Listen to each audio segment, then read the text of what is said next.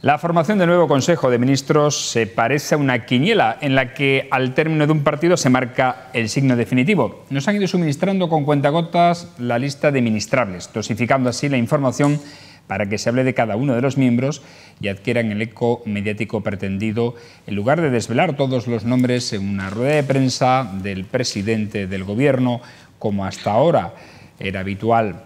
No me extraña que esta política de información haya sido suministrada por el asesor que todos conocemos, Iván Redondo, al que posiblemente habrá que augurar un puesto destacado en la segunda fila del Ejecutivo. Lo que sí han conseguido es sorprendernos con el nombramiento de relumbrón del responsable del nuevo Ministerio de Ciencia. El astronauta Pedro Duque será ministro del ramo. Tiene 55 años, es ingeniero aeronáutico, primer astronauta español y hasta ahora responsable de proyectos futuros de la Agencia Espacial Europea. Con la creación de un ministerio específico de ciencia, suponemos que Sánchez quiere hacer una apuesta importante por este área, en un tiempo en el que muchos de nuestros científicos han tenido que emigrar fuera de nuestro país por la crisis también de investigación. También sabemos que en el nuevo Ejecutivo habrá una ministra extremeña, al menos de nacimiento, concretamente de Torremocha, aunque su carrera política la ha desarrollado fuera de nuestra región. Retornando al hilo conductor de nuestra editorial, esta lista suministrada con cuentagotas a determinados medios de comunicación nacionales obedece seguramente a una estrategia que esperemos no se repita de forma habitual, porque cada acción del Gobierno los medios vamos a tener que llenar páginas de periódicos y muchas horas de televisión y radio. A lo mejor es lo que pretende su asesor, comunicar a base de golpes de efecto, tal y como hizo con el Gobierno de Monago en Extremadura. Buenas noches, bienvenidos a este espacio de La Picota, en esta edición número 795, en la que abordamos los temas más importantes de la jornada, que hoy pasan evidentemente por la composición del nuevo Gobierno de Sánchez. Pero también hay otros asuntos importantes que vamos a destacar, más cercanos a nuestra tierra. Para ello lo haremos con nuestros habituales de los miércoles. Hoy están con nosotros Juan Viera. ¿Cómo está? Buenas noches, bienvenido. Buenas noches. Pues ¿qué tal? Nada, estupendamente, aguantando un poco estos cambios de tiempo que, bueno, que de alguna manera ya se necesita y se impone otras temperaturas, ¿no? Se deberían imponer otras temperaturas. Bueno. Pero bueno, aquí estamos. En fin, para eso estamos, aguantamos lo que nos echen. También nosotros tenemos cuerpo para todo. Digo que también es cierto que el calor ha de venir, ¿no? Ya, no, todo llegará. Y va a ser largo el periodo pero también bueno, de calor que vamos a tener. Las personas somos inquietas y siempre la incertidumbre nos lleva a exigir otras cosas, ¿no? Eso nos pasa como con la lista del nuevo gabinete de Pedro Sánchez, que nos lo están dando a cuentagotas y prácticamente estamos todo el día hablando de los nombres de estos ministrables.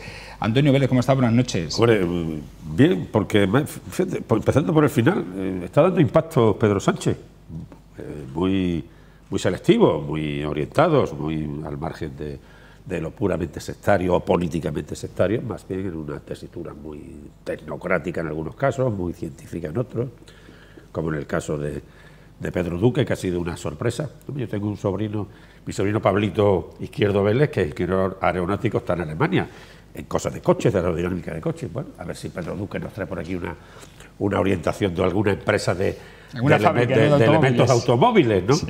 Y luego, hombre, me encanta escuchar a Juan, porque nos hace el boletín agroclimático, que efectivamente ya empieza a ser complicado, ¿eh? Por aquello de que como el tiempo no se lo comen los lobos, es previsible que el verano nos pase de la Feria de Zafra este año. Totalmente, bastante. También tenemos con nosotros a Domingo Hidalgo. Buenas noches, ¿cómo estás? Paz y bien, pues muy bien, muy bien. Sin entrar en detalles. Sin entrar en detalles. Bueno, los detalles los vamos a entrar ahora, claro, pero de la actualidad.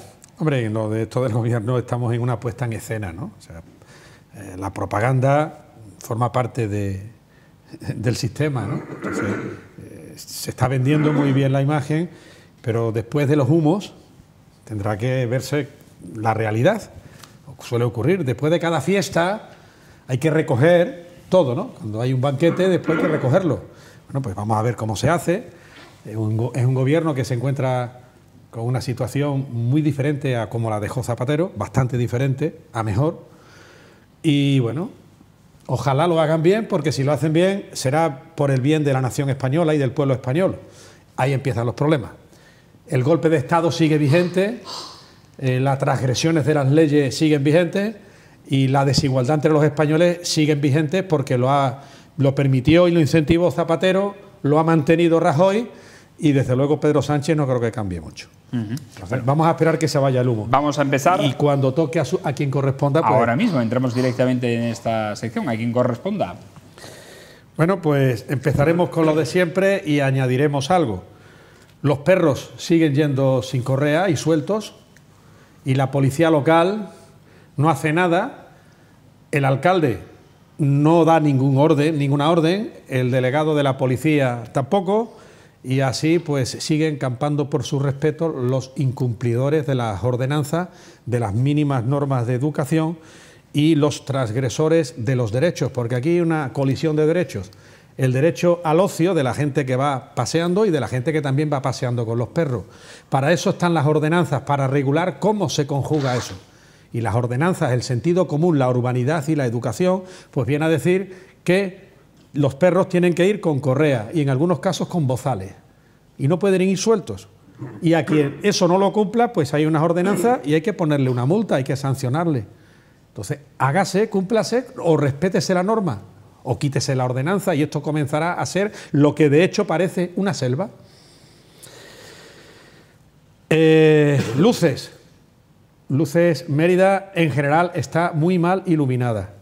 A mí que el alcalde diga que es que en Europa la moda vaya por ahí, eso no significa que sea lo bueno. Muchas veces lo que viene de Europa no es lo bueno. Hay muchas cosas que vienen de Europa y no son las mejores, sino todo lo contrario. Quejas. Hombre, sabemos perfectamente que la sociedad está bastante adocenada, con encefalograma plano. Nadie se quiere significar. Y cuando yo digo esto no lo digo por mí, que lo digo por mí. Creo que hablo en nombre de mucha gente. Y le voy a poner solamente un ejemplo. Señor alcalde, date una vuelta con el coche y vete por la Corchera, a la carretera de la Corchera, la que va de la Rotonda a la otra rotonda de los Milagros, y comprueba qué luz hay ahí, y comprueba, o simplemente bájate del coche o ves andando, date un paseíto y vete a las 10:30 de la noche o a las 11 y verás lo bien que se ve por esa calle. O vete por la calle Anas, vete desde donde estaba el bar Quintanilla, Plaza de Santo Domingo, y te vas andando hasta la zona de los bodegones y comprobarás lo bien que se ve. O vete si quieres andando también o en coche y coges la carretera de Don Álvaro desde la rotonda de las Monjitas y te vas hasta el Puente Peligro, hasta la barriada de San Andrés, y verás qué bien se ve. Y cada semana te puedo ir diciendo zonas de Mérida. Entonces, no digas lo que no es. Yo, sin embargo, digo lo que sí es. Sé que es más fácil decir lo que sí es que lo que no es, porque yo comprendo que arreglar el problema no debe ser fácil, pero por lo menos vamos a intentarlo. Otro problema de muy fácil solución. Parece ser que hay 3 fases en acondicionar una serie de obras en la zona de María Auxiliadora. Curiosamente, y esto me lo han dicho a mis vecinos, me lo han dicho, que la tercera fase, la que compete a la zona más antigua, de las viviendas más antiguas de María Auxiliadora, en los aledaños de la Peugeot, para que nos entendamos, bueno, pues esas no acaban de acometerse del todo. Y por último, algo que no cuesta ni un duro, pero que acredita, no sé si la desidia o acredita la poca vista, y es que no se está permitiendo a que las personas puedan ir por las aceras en determinados lugares y además sitios muy concurridos. Trasera de las Escolapias, calle Anas, zona de la ruta del colesterol. Si uno va por el acerado, por cierto, calle que creó aquí Antonio Vélez, alcalde, en su momento, eso tiene una valla y después de la valla, pegando al río, al lado del ¿cómo se llama este puentecillo que hay allí de metálico? Bueno, la pasarela, sí, la pasarela. Pues todo ese acerado, desde el puente Fernández Casado, Puente Nuevo, a ese puentecillo, a la pasarela, ahí hay vegetación. Vegetación que está también incluida por zarzas. Bueno, pues lo natural, la naturaleza, y contra la naturaleza no se puede ir, las ramas crecen, las zarzas también. ¿Y qué es lo que pasa? Que han invadido la acera, con lo cual prácticamente se hace intransitable ese acerado, que es por donde va la gente andando. Y creo que no cuesta ningún trabajo mandar unos operarios municipales de parques y jardines para que eso se solucione. Eso se soluciona en media hora, en una hora. Pues nada, ahí está, invadiendo el paso de los peatones. Y no es nada agradable porque uno se puede arañar con una zarza. Entonces, hombre, ese día a día es el que no se respeta, es el que no se cuida, ¿eh? Siempre estamos con los grandes temas, pero después el día a día, ahí está. Aparte de los baches y baches que hay en la zona urbana, no digamos ya en el polígono del Prado. Antonio Vélez, bueno, ¿a quién se ha convertido a quien corresponda en un apartado importante en esta picota, ¿no? Con lo cual, pues hay que encajar ahí ideas fuerza, ideas de vida corriente, de vida diaria, como plantea Domingo fundamentalmente. Pues yo me gustaría entrar en otro contexto. Primero, en una cuestión puramente emotiva, y es que los senadores de la Plaza de España me reiteran hoy... ¿La Puerta de la Villa o la Plaza de España? De la Puerta de la Villa, perdón. Me reiteran que siguen sin la prensa de papel, desde marzo. Bueno, ya está bien, ¿eh? Lo pongo aquí a quien corresponda, porque yo creo, ya he dicho, es una apreciación. Primero, narro la realidad. Y segundo, el imperativo de que se responda seriamente a los colectivos de tercera edad con un respeto que en este caso yo creo que será. ¿Tendrá algo que ver, alcalde Antonio, en el cambio de concesionario del que lleva ese tipo de lugares? Pues no lo sé. A mí eso me da exactamente igual, aunque lógicamente puede ser una razón, pero no la desconozco. No, razón ninguna. Exacto. Será una explicación. Instrumentalmente, correcto, pero que deben de tener periódico. Y ya aquí seriamente lo demandamos. Segunda cuestión. A mí me sigue preocupando algo que en algún medio digital muy poderoso, diario.es, se hablaba días atrás, con todo lujo de detalles, de la opción que plantea el Consejo Económico y Social de Extremadura. Lo digo a quien corresponda, especialmente a la Junta y a quien corresponda. Claramente. Que el Consejo Económico y Social había planteado una idea, fuerza, que apoyaban los empresarios, supongo que serán los de Badajoz y los de Cáceres, con relación a una idea de capital, o sea, multicapitalidad, para justificar el enlace Badajoz-Cáceres por autovía. Si eso va a ser una demanda al nuevo gobierno, yo quiero poner este tema en cuarentena, porque yo creo que antes que eso hay que llegar de Santa Amalia a Ciudad Real, de Santa Amalia a Ciudad Real en autovía.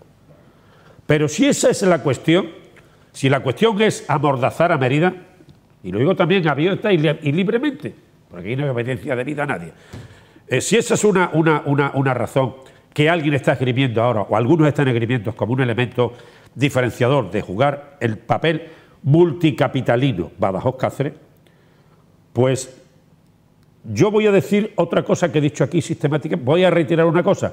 El actual modelo autonómico contempla una capital de nuevo cuño en el sistema del 78, que es Mérida. Las capitales provinciales, que las creó Javier de Burgos en 1835, la división provincial, es una historia y está ahí. Pero la división autonómica, la división del Estado autonómico de la Constitución del 78, contempla dos nuevas capitales de cuño. Una solvente, con un tema universitario poderosísimo, que es Santiago de Compostela, y otra que curiosamente era la única capital que existía hace 2000 años, la división de Augusto, que es Mérida. La única. Ninguna otra ciudad de España, capital autonómica, lo era antes de 2000 años atrás, más de 2000 años atrás. Mérida sí. Pero Mérida está en un papel de City de 8-3. De City de 8-3. Punto. Y eso tiene que acabarse. Por muchas razones. Primero, económica. Los 10.000 estudiantes que hay en Badajoz, los 10.000 estudiantes que hay en Cáceres, cubren viviendas de muchos colectivos sociales, de clases medias, clases bajas, trabajadoras, que compraron una casa, un pisito, para que en la tercera edad, en la jubilación, pudieran tener un complemento de renta. Y en Badajoz y en Cáceres se llenan las viviendas. Pero eso no es solamente la razón. La razón es que Mérida es una ciudad que exige para los funcionarios que se asienten aquí, en la nueva división, de hace ya 40 años, universidad. Universidad. Y no hay más juego en estos momentos en su ración geopolítica, que son dos, y lo entiende cualquiera, Yo siempre he defendido las industrias no contaminantes, las industrias de transformación de automóvil, de tecnología, como Silicon Valley. Pero Mérida tiene dos papeles importantes: el capitalino, el geopolítico, de ser capital administrativa, administrativa y política de un territorio, con lo que eso conlleva, de asentamiento de funcionarios, que mal lo van a hacer si no tienen universidad. Mal lo hubieran hecho si hubieran funcionado las térmicas de Alange, como algunos pretendieron. Mal lo hubieran hecho, porque hubiera sido un factor disuasorio. Entonces hay que tener muy claro cuál es el papel de Mérida. Y el papel de Mérida es geopolítico, capitalino. Pero para eso necesita universidad. Y me alegro mucho que Juan la apoye. Universidad, eso es lo primero. Y segundo, el juego del papel del yacimiento arqueológico. Sobre esos elementos hay que actuar, en la medida que sea, transversalmente, naturalmente. Naturalmente, lo mismo lo exige la derecha que la izquierda que el centro. Pero esos son imperativos. Y no se puede estar difuminando estos temas que vamos a ir a Cine solo, no, cuando hay que ir a Algeciras y a Valencia, o vamos a hacer una capital, una pluricapitalidad. No, la capital del territorio es Mérida.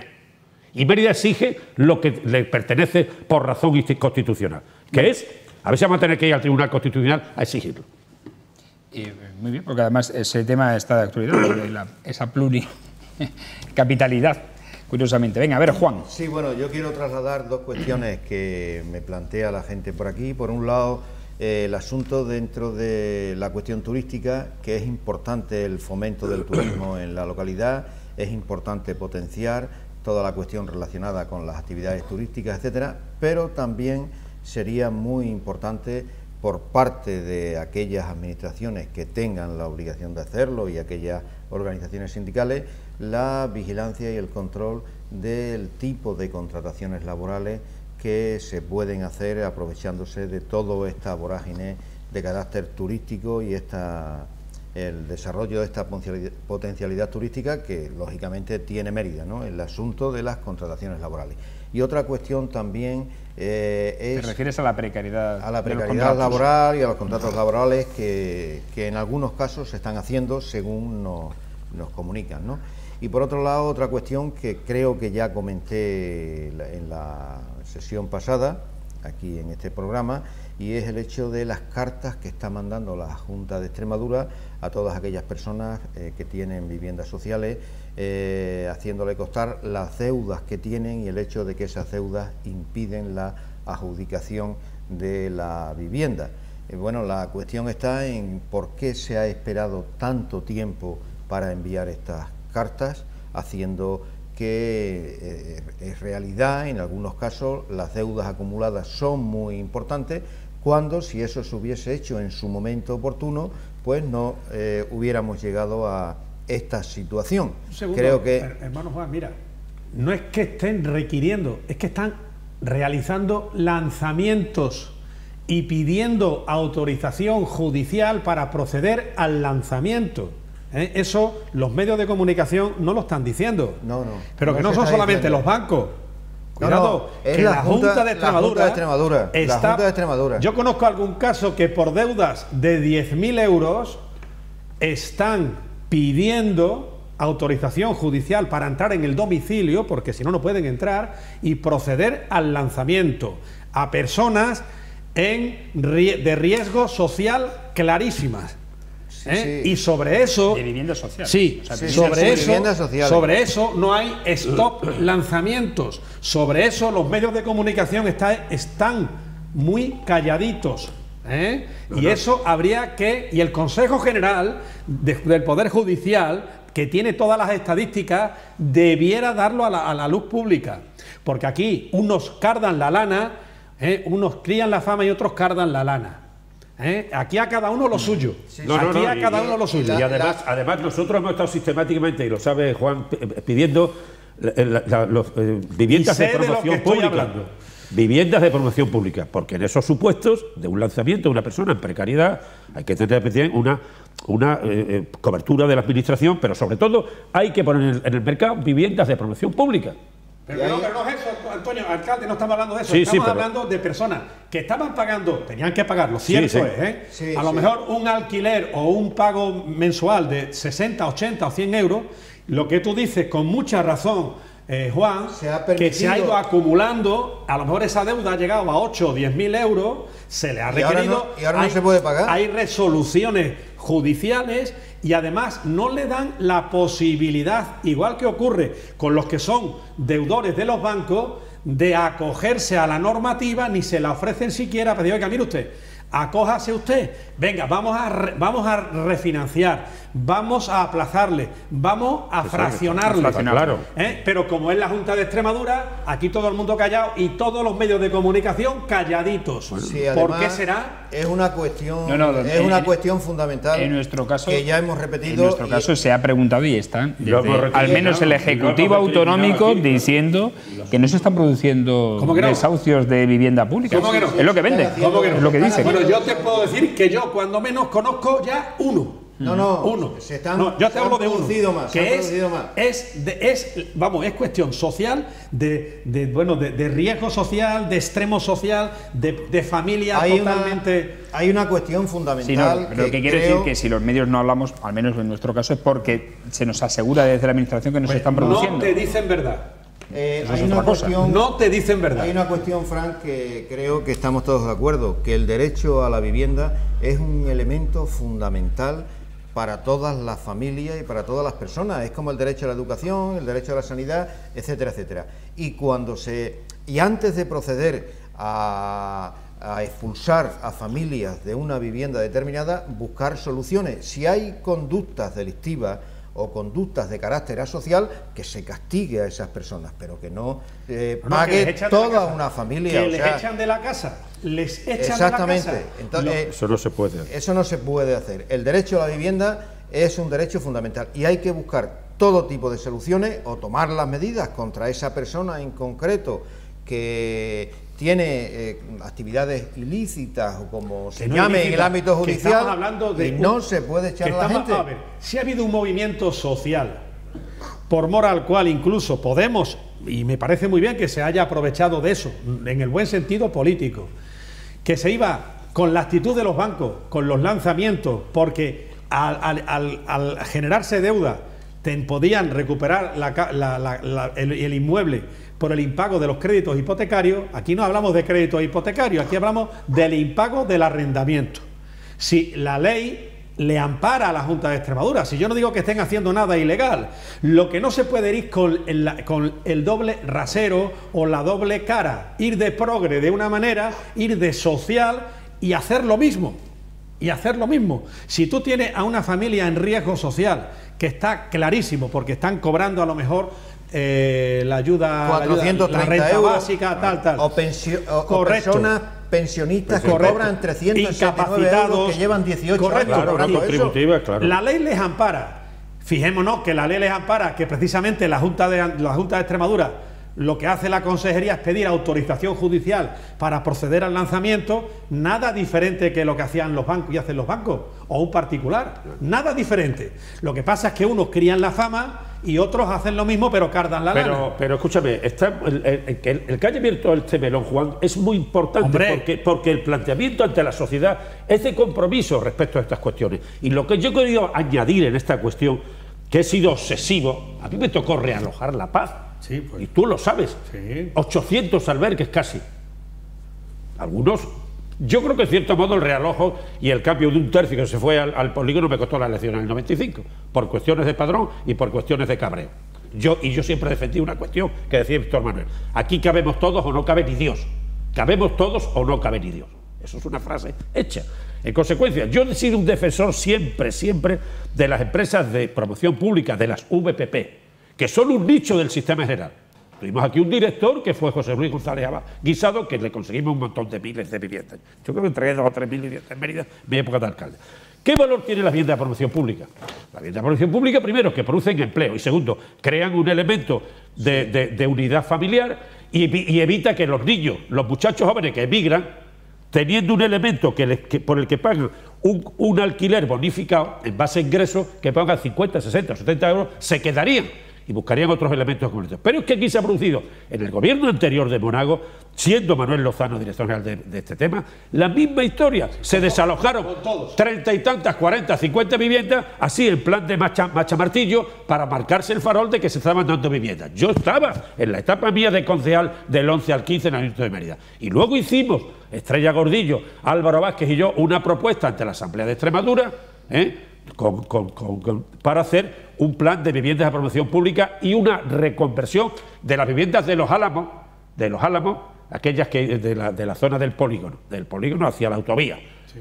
No hicieron ni puñetero caso. Y yo sigo defendiendo la idea de las viviendas de promoción pública. Y quiero seguir escuchando a ver, Juan, y termina sí. ya, sí. Bueno, en el tema de los Álamos, a propuesta del PSOE en la época de Monago, se metieron en los presupuestos... Los del PSOE, de CIE y de Izquierda Unida. Sí,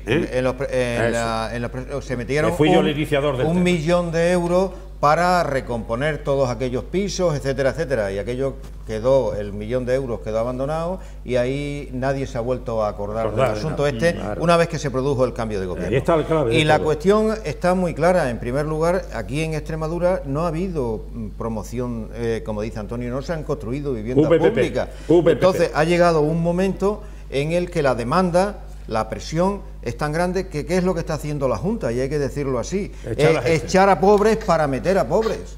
Se desalojan 5 viviendas que ocupan pobres con las justificaciones correspondientes que sean y se meten a otros 5 pobres. Y la cuestión es esta, ¿por qué? Las preguntas, ¿por qué se ha permitido esa acumulación de deuda? Para justificar después fácilmente el proceso judicial. Perdona, y otra cuestión importante, ¿y por qué ha sido un elemento político? Porque no se ha querido presionar y exigir el pago de esas deudas porque se perdía la credibilidad electoral en un momento determinado. Son dos cuestiones muy importantes. Legal. Aquí es que todo depende de cómo se mire.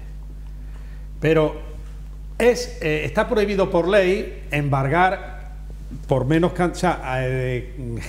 sueldos o ingresos que se tengan inferiores al salario mínimo interprofesional. Pero cuidado, tiene que haber excepciones, como también las hay en la ley.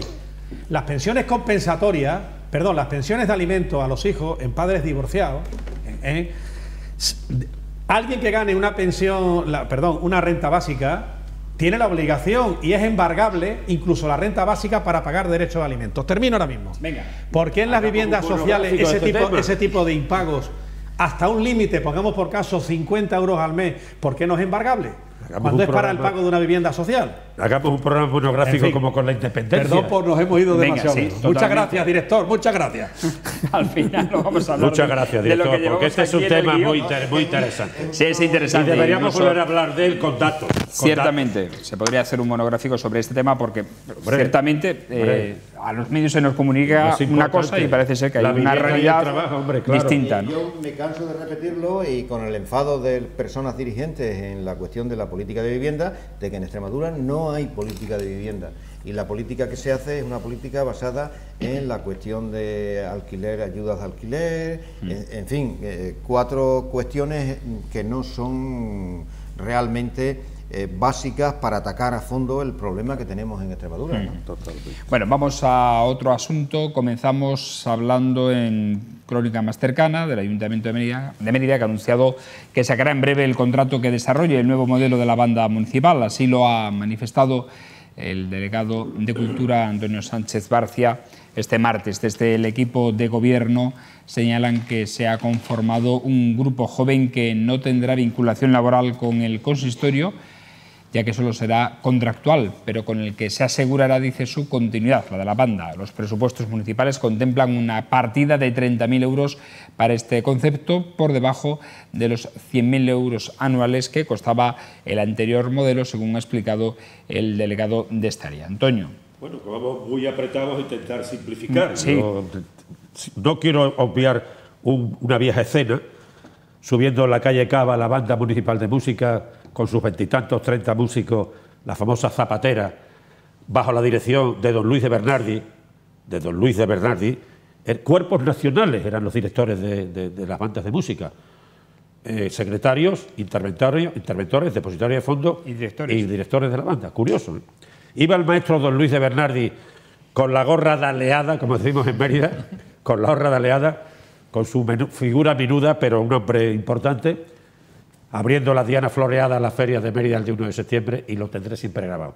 En los conciertos, en la plaza, en aquella kermés que había allí del kiosco de la música, y luego en los barrios. En fin, yo creo que la música, la formación musical, es un elemento como jugar al ajedrez, es un elemento que articula habilidades, ordena, crea elementos, formaliza la personalidad en gran medida. Muchos países han tenido un fervor por la música. España a veces no sé por qué, o casi nunca ha existido ese fervor con los músicos que hemos tenido. Yo defiendo la banda de música municipal.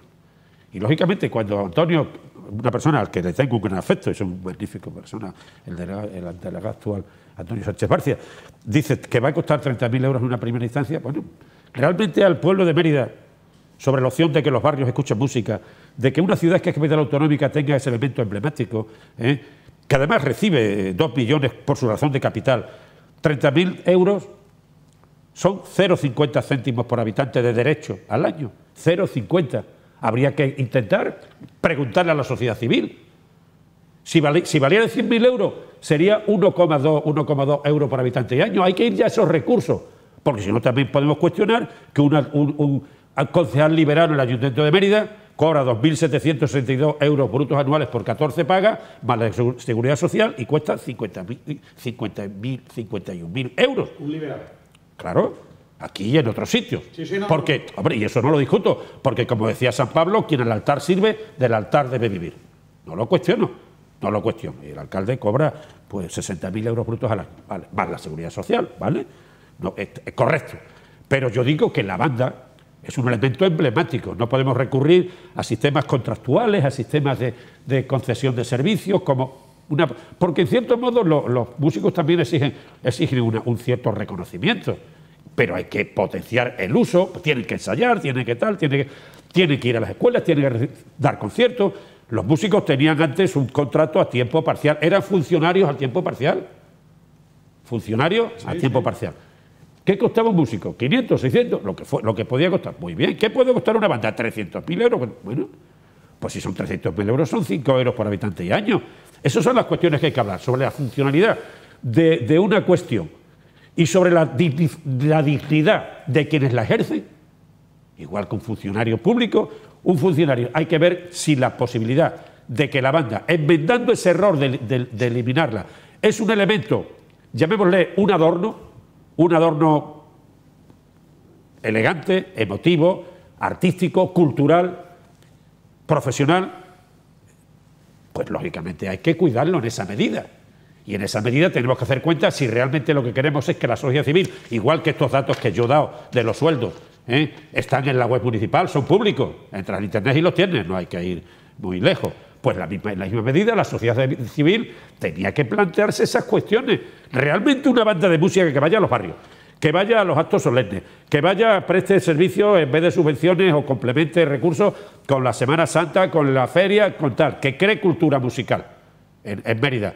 Que valga, ¿cuál es el problema? Que valga 100.000 euros, como si vale 300. Si vale 300.000 son 5 euros por habitante y año. ¿Quién se va a negar a pagar 5? Tú te tienes que pagar. Bueno, tú no estás empadronado aquí, tú no entras en el tema.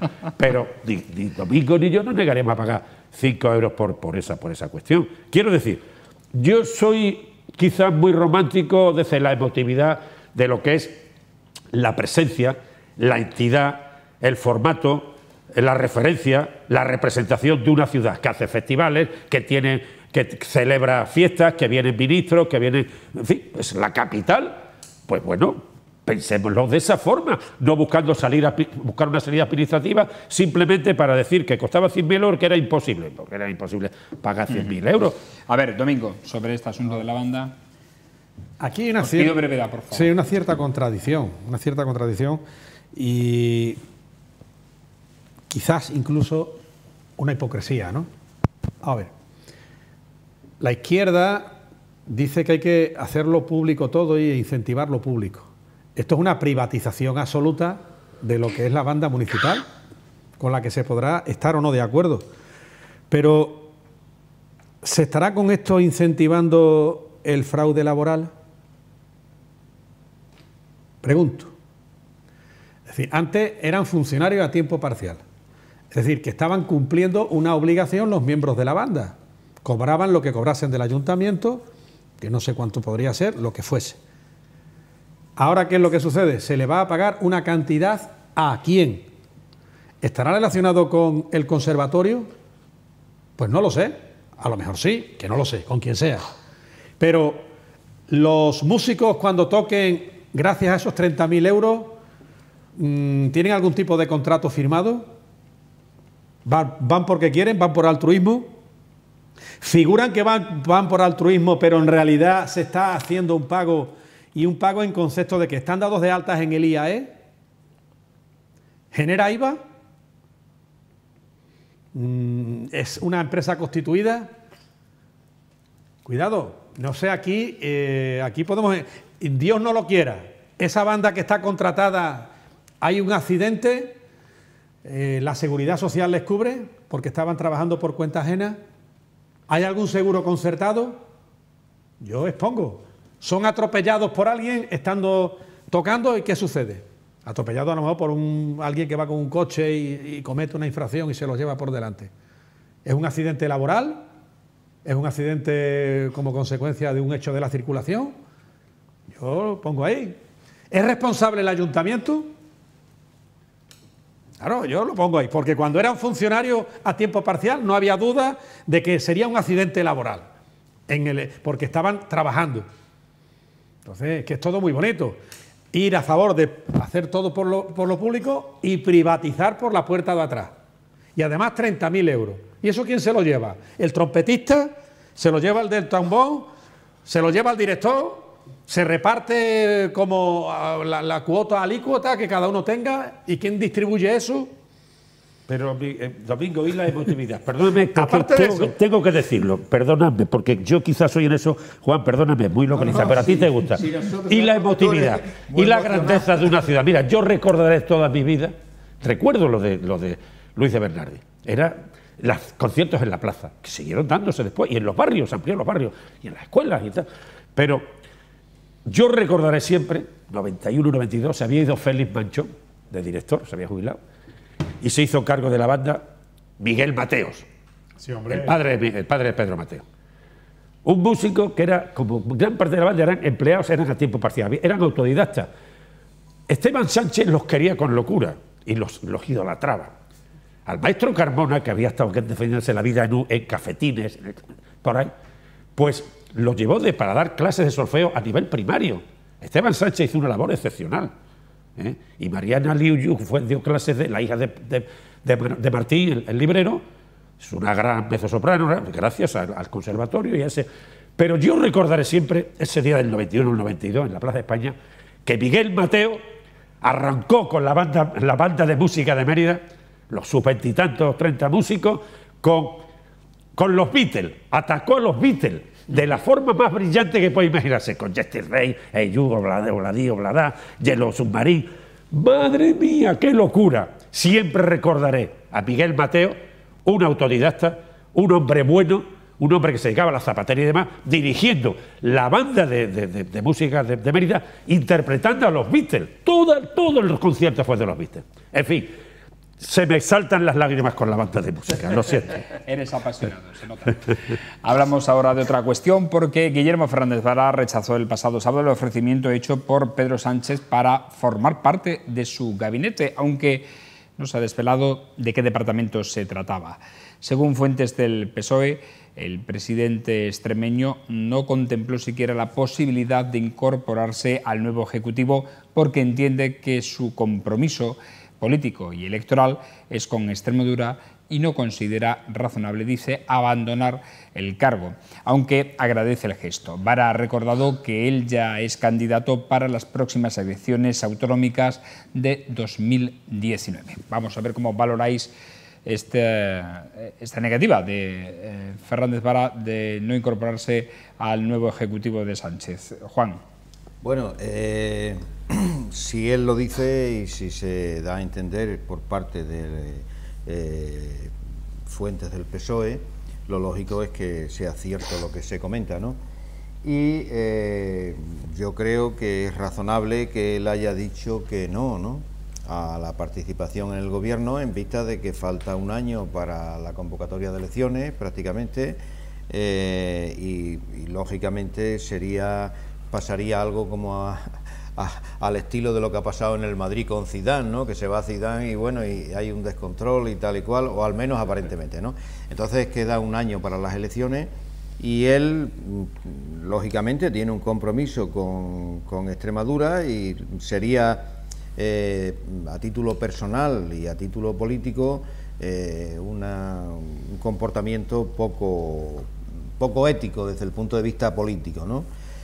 Y por tanto creo que ha hecho lo correcto que debe hacer, ¿no? Decir, bueno, no me voy a quedar aquí en Extremadura, voy a finalizar el periodo de mandato que tengo y ya que tengo el compromiso de participar en las elecciones, pues voy a cumplirlo, ¿no? Bueno, yo creo que la cuestión desde mi punto de vista no tiene más complicación, más análisis político, simplemente que ha hecho lo correcto, ¿no? Desde mi punto de vista, ¿no? A ver, Domingo, ¿qué opinas?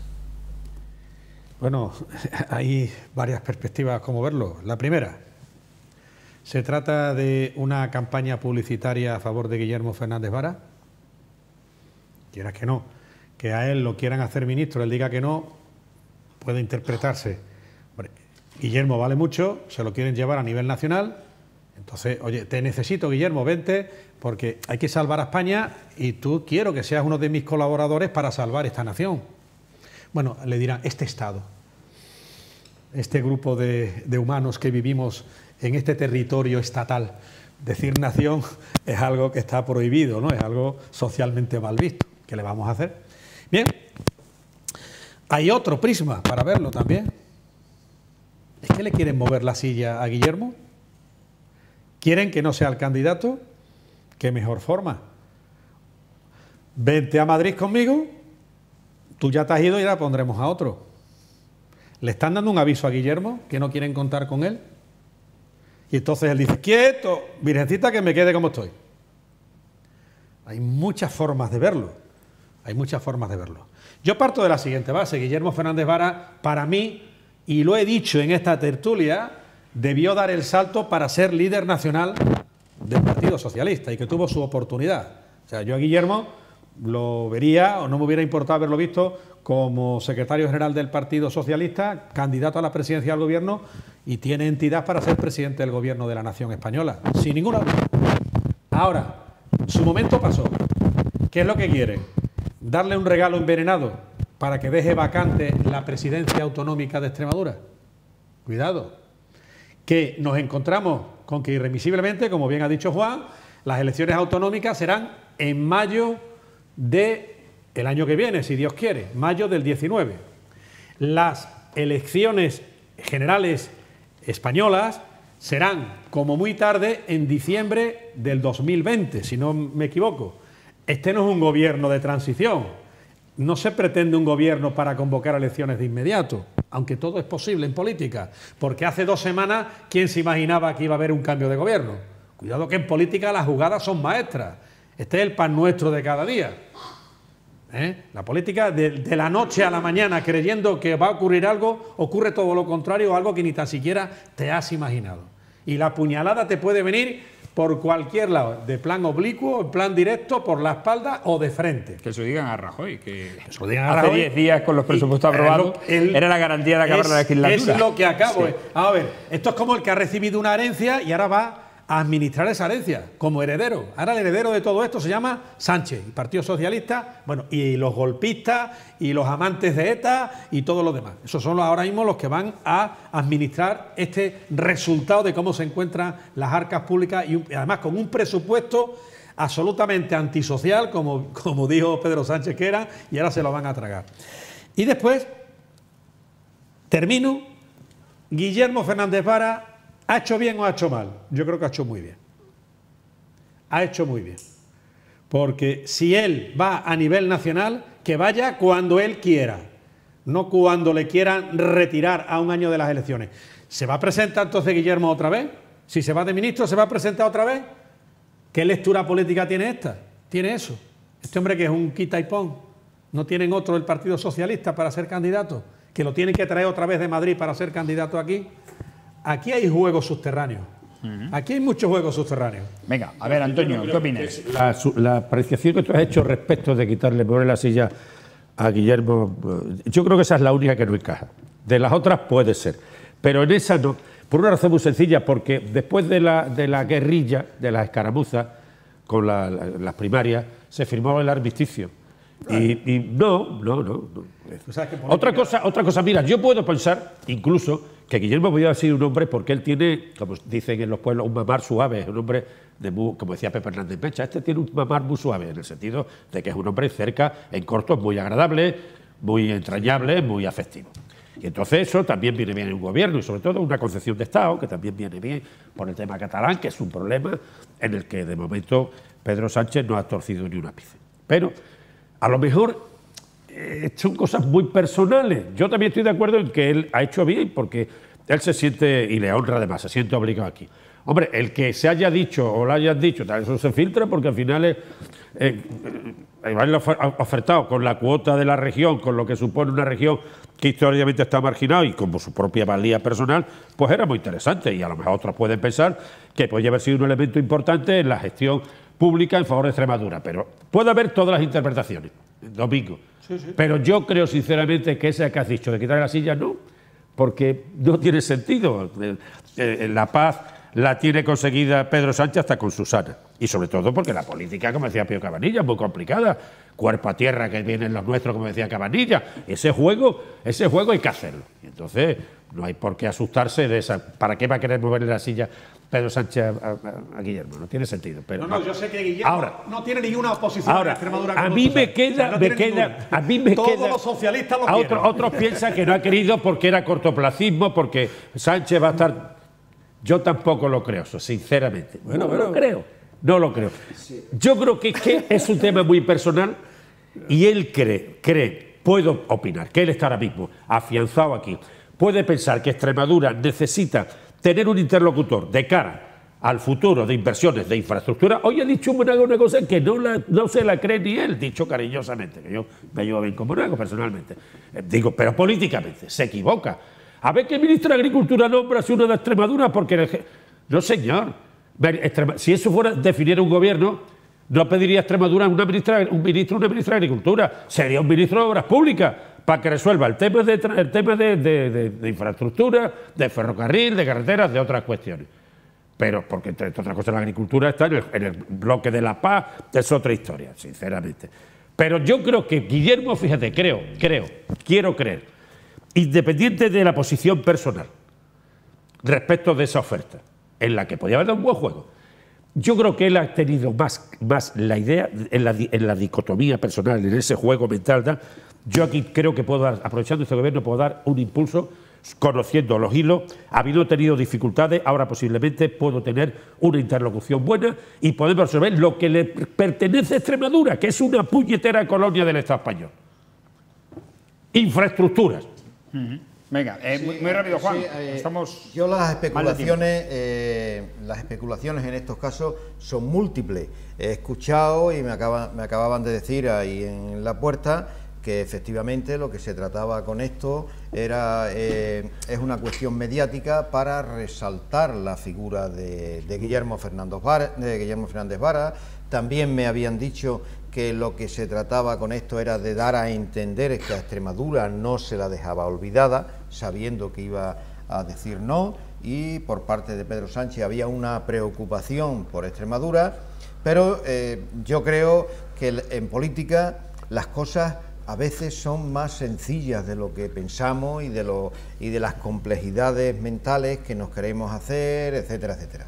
Y a mí me parece que es una cuestión de lógica que a un año de las elecciones, pues Guillermo Fernández Vara haya dicho, en el caso de que sea realidad todo esto que se está comentando, que haya dicho que no se va, que es lógico, puesto que de cara a Extremadura, a la población extremeña, a una cuestión electoral, lógicamente no hubiera sido muy positivo visto, la población no vería muy positiva que este hombre pues hubiese ido a falta de un Sí, año y todo lo demás, claro. y en una situación en la que está ahora mismo Extremadura, en donde hay, bueno, pues hay problemas, hay también cuestiones previstas a corto plazo, etcétera, etcétera. Vale, venga, un apunte breve y cambiamos.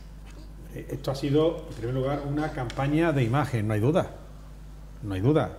La agitación, propaganda e imagen, ahí está.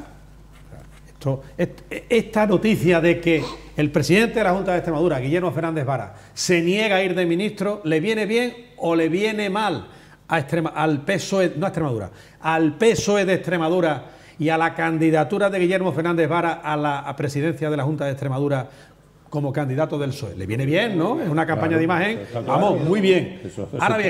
Ahora bien, alcalde, Antonio Alcalde. Dime. Hay algo en lo que discrepamos, o discrepo contigo en ese sentido. Precisamente, yo creo que lo han querido, si realmente se la han querido llevar, es para moverle la silla. ¿Por qué? Porque inevitablemente una persona que se va de ministro, siendo presidente de la Junta, se va de ministro del Gobierno de la Nación, renuncia, de hecho, a ser candidato, porque si viene otra vez a ser candidato, ya no viene con la vitola que tiene ahora. Domingo, Entonces, ¿me permites un sí, par de Lo cosas? que te gustan ¿Y las qué- furrielerías qué- domésticas, qué hombre, alternativa- el pan nuestro de cada día. Domingo, pero para eso, Bueno, eso está- esa es la debiera, política, bien que lo pero piense. para eso debiera haber alternativas a Guillermo Claro. Fernández Vara, y aquí en Claro. Extremadura, al menos en lo que yo conozco y en la información que tengo, no hay alternativa. Mira, alternativa ocurre como todo en política. Sí, venga. Como todo en política. Termino. Como todo en política.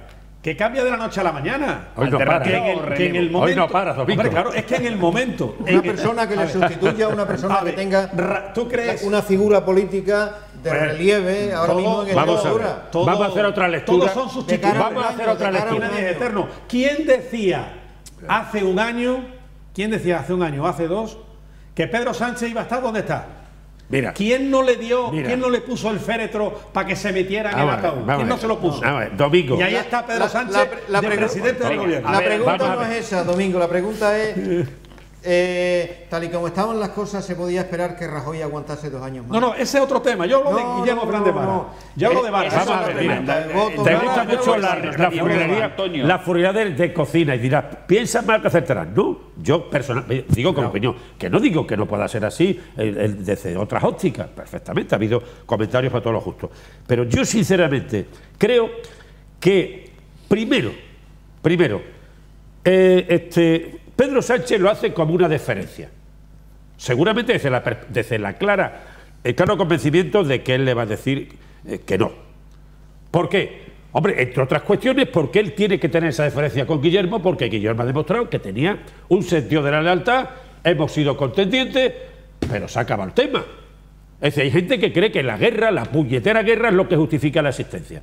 Continuamente, gente como Trump o como el de Corea del Norte o como el Putin. Y hay gente que es más simple en ese sentido y más leal. Y entonces yo estoy convencido que Pedro Sánchez, en lo que puedo intuir que desde su planteamiento y como está haciendo estas cosas, ha hecho otras, de que él ha sentido la obligación de decírselo para que se sepa que lo estima y que tal. Igual que Guillermo Fernández Vara hizo una abstracción de una historia pasada, de una guerra, de una historia. El guiño que le ha hecho también a Susana Díaz con el nombramiento de su ¿Entiendes? consejera Claro, de Hacienda entonces, como eso ministra. es obligado porque, en cierto modo, el sentido de la unidad, el sentido de la buena vecindad tiene que darse. Porque es que si no, esto es una guerra continua. Digo yo, a lo mejor me equivoco. Sería la primera vez. Pero yo creo. Sería la primera vez. Además, como ha dicho Juan Viera, como ha dicho Juan Viera, ¿quién lo iba a sustituir? En corto. Eso es lo de menos. Venga, señores, muy rápido. Lista de ministrables. Carmen Calvo, vicepresidenta y ministra de Igualdad, doctora en Derecho Constitucional, será la única vicepresidenta del Ejecutivo de Sánchez. Perfecto. José Borrell, ministro de Exteriores, expresidente del Parlamento Europeo, fue también ministro de Obras Públicas, Transportes y Medio Ambiente con Felipe González.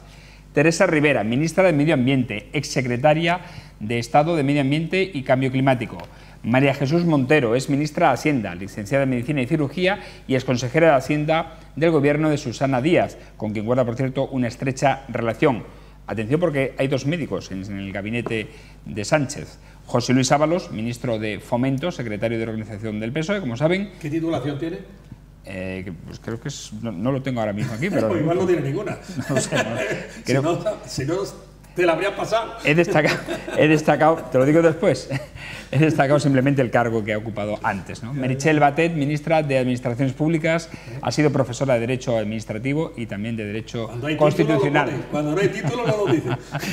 Nadia Calviño, ministra de Economía, es economista y abogada. Carmen Montón, ministra de Sanidad, es licenciada en Medicina y estuvo en el cargo de consejera de Sanidad de la Comunidad Valenciana. Pedro Duque, ya citado, ministro de Ciencia, es ingeniero aeronáutico y astronauta. Magdalena Valerio es ministra de Trabajo, es extremeña, como hemos dicho, hasta ahora responsable de la Seguridad Social de Castilla-La Mancha. Isabel Celaá será la ministra de Educación, fue consejera de Educación del Gobierno vasco cuando fue presidente Patxi López. Dolores Delgado es ministra de Justicia, ejerce como fiscal especializada en yihadismo. En fin, ese es el gabinete hasta ahora. Hay más. Obras públicas no hay todavía. Claro, efectivamente. Y economía tampoco. Educación sí, Educación, economía no está todavía. Sí, economía, no. Hacienda sí. También. Hacienda la andaluza. Bueno, en cualquier caso, esa es la lista de administrables. No os voy a pedir opinión porque es algo obvio. Ya habrá que darle tiempo y recorrido a cada uno de ellos para saber exactamente poder formar una opinión. Pero sí vamos a hablar de Mariano Rajoy, que se va 4 días después de perder el gobierno por la moción de censura de Pedro Sánchez. En los próximos días, previsiblemente el lunes, se citará a la Junta Directiva Nacional del PP para que convoque un congreso extraordinario y abrir así una nueva etapa. Pero eso, mientras ocurra, ha dicho Rajoy que no planteará ningún cambio en el partido ni en el grupo parlamentario, ni nombrará a candidatos a las elecciones autonómicas y municipales, por lo que se supone que aquí la candidatura en la capital extremeña, también del PP, se dilatará hasta que no se produzca ese congreso extraordinario. Y ayer por la tarde también nos sorprendió Aznar, hora después de la dimisión del expresidente del gobierno, José María Aznar, que se ha ofrecido a ayudar a la reconstrucción del centro derecha español y ha defendido su trayectoria personal y política ante los que, según dice, han escrito cosas graves intentando mancharla, en alusión a informaciones sobre el caso de la Gürtel. Aznar dice que la reconstrucción de un centro derecha nacional es indispensable para poder ver con confianza el futuro de España. A ver qué opináis. Domingo. Bueno, hilando con lo que hemos hablado anteriormente, la política es así. La política es así. ¿Quién iba a decir hace 10 días, siquiera 15, que iba a ocurrir lo que ha ocurrido, ¿no?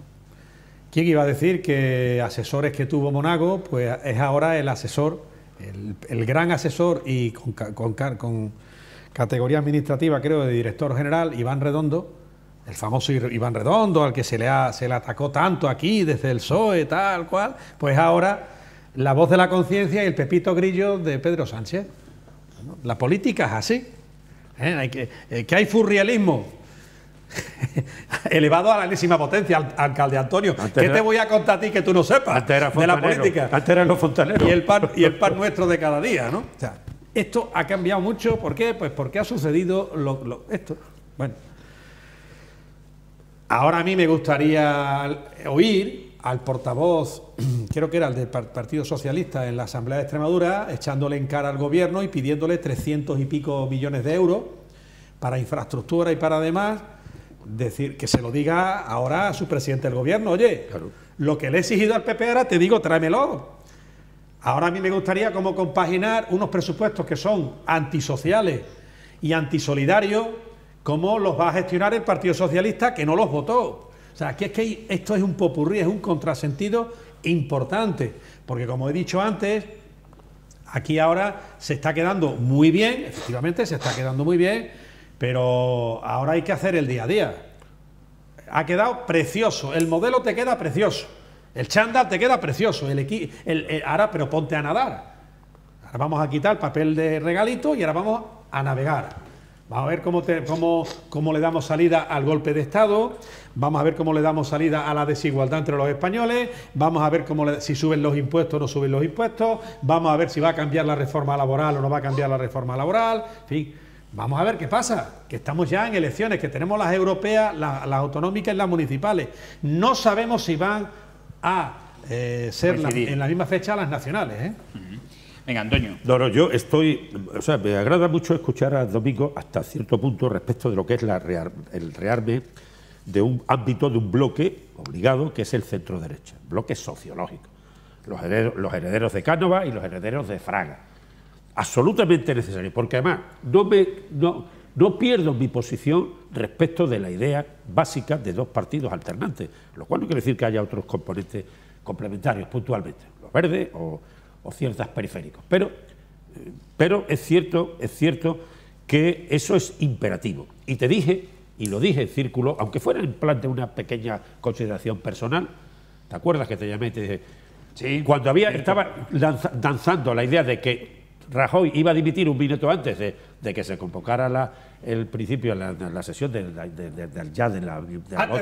la votación, de ninguna manera. Digo, de ninguna manera. Primero, porque el PP tiene que salvarse. Y Rajoy no va a ser un irresponsable. Otro que está metiéndose ahora en el juego posiblemente lo hubiera sido. Pero Rajoy no iba a ser irresponsable, independientemente de sus errores, independientemente de que yo he defendido que tenía que haber sido cuando los papeles de Bárcenas, porque entonces no hubiera salido el Salvador ciudadano ni el Salvador marginal, entre comillas, narcisista de Podemos, Chalés incluido. Bueno, entonces, desde ese punto de vista yo tenía la certeza, y se lo dije a algunos cercanos, que Rajoy no iba a hacer esa historia, que se iba a ir después. ¿Cómo ha sido? ¿Por qué? Por una razón muy sencilla, cabala lo que tú has dicho, porque hay 137 diputados hoy representando al centro derecha en el PP, que posiblemente tendrá que recuperar 40 o 50 más o los que sean, según la historia, de Ciudadanos fundamentalmente. Entonces, eso que el ave fénix hacía, se quemaba y resurgía su ceniza, pues es lo que está pasando, lo que pasó en el 19 y lo que ha pasado siempre. Hay que alternar desde el bipartidismo, que yo creo que en este país, con todas las historias de pronunciamientos, cuarteladas, guerras, historias, carlismo y lo que no está escrito, es siendo como tenemos nuestro carácter, hombre, le digo bien a los ingleses, ¿por qué no nos va a ir bien a nosotros? Entonces, me he salido de momento, al margen de otras consideraciones, muy rápido, Antonio. ¿No? Sí. Quiero que tú no afirmes. Es que nos tenemos que ir ya. Sí, Juan. Yo, una serie de cuestiones así muy de manera a bote pronto que he ido anotando aquí. En primer lugar, Rajoy se va contando mentiras igual que llegó. El otro día, al escucharle en la televisión, pues lo que decía eran verdaderas, no era nada cierto de lo que había ocurrido y su análisis era totalmente falso. Lo mismo que cuando llegó, prometiendo unas cosas, hizo lo contrario. En segundo lugar, podemos hablar ahora de herencia recibida. ¿Qué herencia le deja este hombre a Pedro Sánchez cuando el interés de la deuda son 35.000 millones de euros? Ha subido una barbaridad. La corrupción, la cuantía de los intereses de la deuda son enormes. El problema de la corrupción, donde la estructura del Estado está plagada de la enfermedad de la corrupción, la crisis de Cataluña, la herencia del problema constitucional de Cataluña. Rajoy y el Partido Popular son responsables, yo diría, en un 80% de todo lo que pasa ahí. En definitiva, que la situación que hereda Pedro Sánchez es de una gravedad enorme, con muchos problemas de difícil solución, a los cuales tendrá que hacer frente. Y por otro lado, y termino ya, es el planteamiento de los ministros que ha nombrado. Por un lado, desde luego va a haber cuestiones sociales que no impliquen un gasto público importante, ni mucho menos, pero por otro lado tenemos que ha nombrado a una persona que era la responsable de presupuestos en la Comisión Europea, o sea, es la representante de la Troika. La Troika, que es la que ha marcado la política económica en este país, de restricción del gasto público, del paro, la reforma laboral y la precariedad. Y por otro lado, para compensar el voto de los independentistas catalanes, nombra a Josep Borrell, un hombre totalmente anti-independentista. Muy bien. Quiere decir, sí, muy sí, bien, pero sí, pero bueno, lo cual quiere decir que el problema catalán va a seguir siendo el que era o más todavía, porque este hombre, la actitud que tiene, desde luego no es dialogante ante ese problema. En definitiva, que hay cuestiones positivas desde mi punto de vista y cuestiones muy negativas en el aspecto territorial y en el aspecto económico. La altura del PP se demostraría no vetando los presupuestos en el Senado. Entonces sí haría su reconversión. Gracias otro punto, a Juan Viera. Hasta la próxima semana. Veremos cómo queda configurado el gobierno y hablaremos del gobierno, nunca mejor dicho. Antonio Vélez, gracias. Hasta la próxima semana. Un placer estar con vosotros siempre. Y Domingo Hidalgo, gracias también y hasta la próxima semana. Muchas gracias. Y a ustedes agradecerles como siempre su atención, instándoles a que de nuevo nos sintonicen en una nueva edición de La Picota hasta mañana jueves, en torno a las 10 menos cuarto de la noche, y nos siguen en las redes sociales de esta casa a través de Facebook, Twitter, YouTube e Instagram. Buenas noches, hasta mañana, que sean felices.